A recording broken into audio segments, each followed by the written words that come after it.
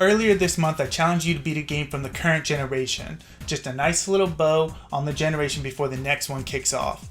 Did you beat it yet? Well, you still have a bit of time. Me, I just beat Rise of the Tomb Raider. I loved the original Tomb Raider reboot. I'd never played the original games, but a friend recommended me this one. It just grabbed me, man. I loved the mixture of huge set pieces, gunplay, and exploring this world with these light Metroidvania progression elements. Laura getting her ass beat constantly. It's good stuff. It's been years since I played that one. However, the follow-up, Rise of the Tomb Raider, was an Xbox One exclusive. I didn't own an Xbox One. I still don't. By the time it hit other systems, I just couldn't be bothered. Here we are though, Rise of the Tomb Raider. What new elements does the sequel have in store for us? What new adventures will Laura go on? Will Laura still be getting her ass beat constantly? Well, it's the same game, more or less. This time Laura's on the hunt for an artifact known as the Divine Source. It's said to be the key to immortality.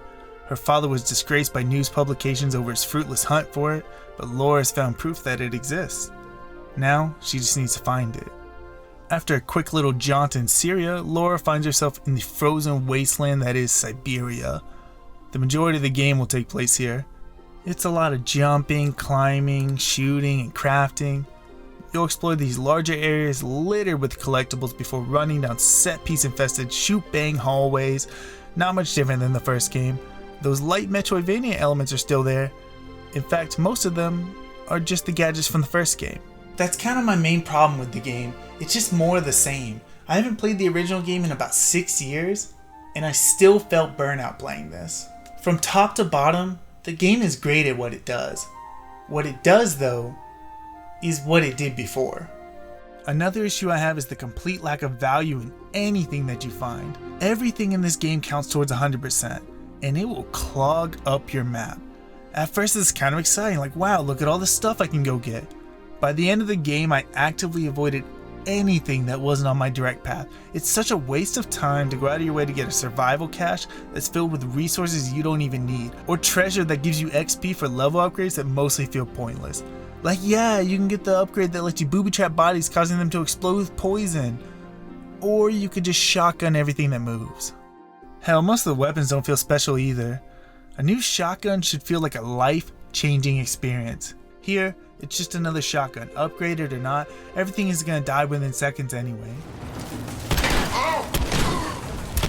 Remember in Metal Gear Solid 5 when almost the entire story was told through these tapes?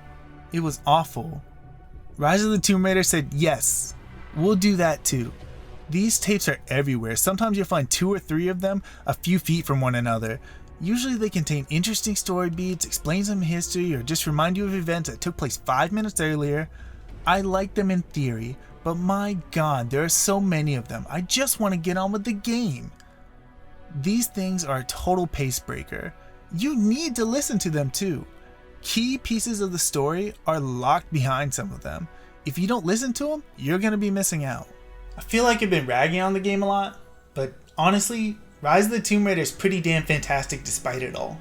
Yeah, it's more of the same, but that formula is fun though. The new hub areas are really vast and a lot of fun to explore. The tombs, they have been expanded so much and offer really solid rewards for completing them. The more linear paths are still set piece filled, with plenty of shooting along the way. All of that feels great. The DLC is pretty solid too.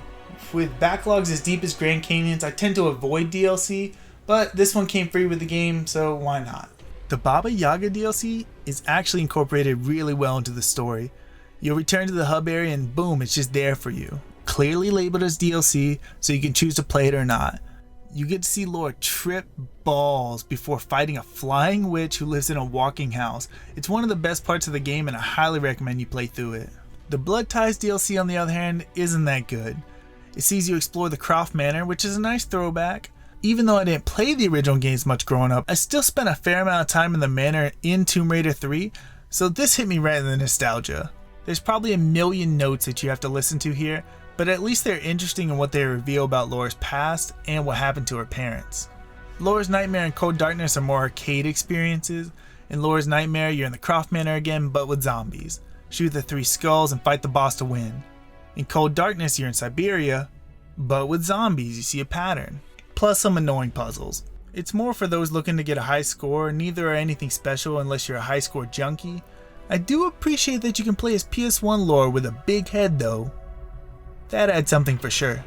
We're going to be talking spoilers from here on out, so if you want to avoid all that, just skip to the timestamp.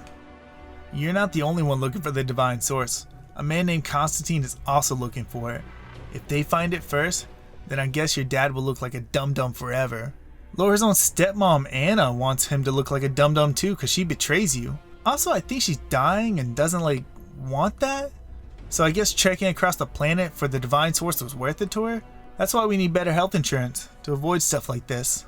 Laura enlists the help of Jacob, who is a literal immortal who centuries ago protected the divine source with his immortal armies. The armies buried themselves and the source under a mountain of ice to hide it forever. Constantine and Laura are both on a race to the divine source. Laura kills the immortal army with ease and destroys a bunch of their city, and then she shoots Constantine's helicopter out of the sky before smashing the divine source in Anna's face. Now her father will be forever a dum-dum. Anna will die from whatever disease she had. I loved it. No! It's done. Or get shot. That could happen too, no big deal, the world is saved. The story has its moments. Anna turning on you was unexpected for sure. I honestly didn't even remember who she was when she turned on me, but hey, points for trying. Jacob revealing himself as a prophet was really predictable. I wouldn't say any of these characters really stuck with me, but they played their parts well. Rise of the Tomb Raider is more of the same. It's a set-piece driven romp with pretty areas that are fun to explore. If you enjoyed the original reboot, you're gonna like this one. Just know it's not bringing anything new to the table. Well, that's one challenge down. The next challenge will be up soon. You still have some time to beat this one, so get on it. Beat those games.